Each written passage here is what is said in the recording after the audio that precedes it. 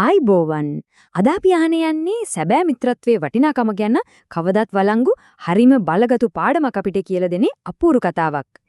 ඉතින් ඇත්තටම කවුද මේ සැබෑ මිතුරෙක් කියන්නේ? මේ ප්‍රශ්නට උත්තරේ හොයාගන්න හරිම අපූර්ව කතාවක් තියෙනවා. අපි ඒ කතාවට යමු. හරි මේ කතාව පටන් ගන්නේ හරිම ලස්සන හැමදේම සාමකාමීව තිබුණු වනාන්තරයකින්. ඉතින් මේ වනාන්තරයේ කවුරුත් හිතන්නේවත් නැති විදිහේ යාළුවෝ දෙන්නේ ජීවත් වුණා.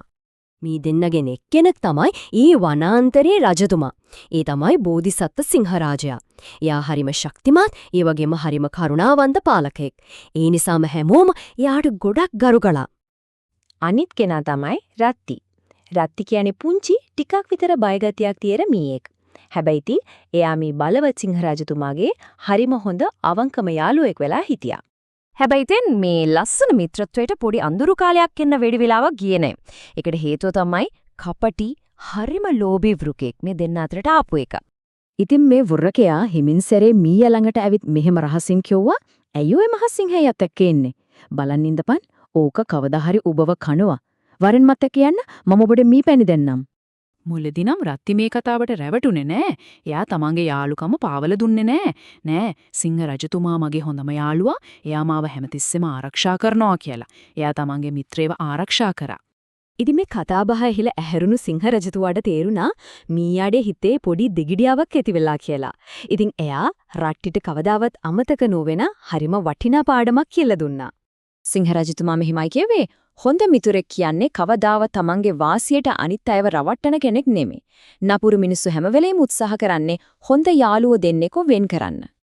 දැන් බලන්නකෝ පුංචි මීයා ඉන්නේ ලොකු හන්දියක.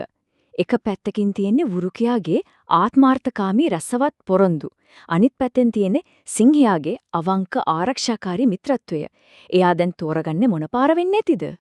ඊත් හිතේ පෑලපලපදියම් වෙච්ච අර පුංචි සැකේ නිසාම දවස් කීපයක් ගියාට පස්සේ රත්ති හිතා ගන්නවත් බැරි හරිම භයානක තීරණයක් ගන්නවා.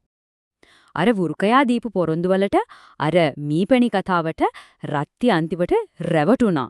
ඉතින් යා තීරණය කළා වෘකයා පස්සෙන් යන්න. ඒ ගමනේ අවසානයේ තමයි දරුණු උගුලකට අහු වෙන එක. අන්න එතකොට තමයි රත්තිට තීරුණේ Taman කරගත්ත මහ මෝඩකම මොකද්ද කියලා. අන්න ඒ වෙලාවේදී තමයි වෘකයා තමන්ගේ ඇත්තම ස්වභාවය පෙන්නුවේ. දැන් මම උඹව කනවා. උඹේ යාළුවා සිංහයා දැන් මෙතන නෑනේ කියලා එයා ගෙරිව්වා. හැබැයි කතාව එතනින් ඉවරුනේ නෑ. මොකද සැබෑ මිතුරෙක් කවදාවත් තමන්ගේ යාළුවව එහෙම අමාරුවේ දාලා යන්නේ නෑ. එක පාරටම මුළු කෙලෙම දෙදරලා යන විදිහේ බලවත් ගර්ජනාවක් ඇහෙනවා. ඒ වෙන කවුරුත් නෙමෙයි සිංහ රජතුමා.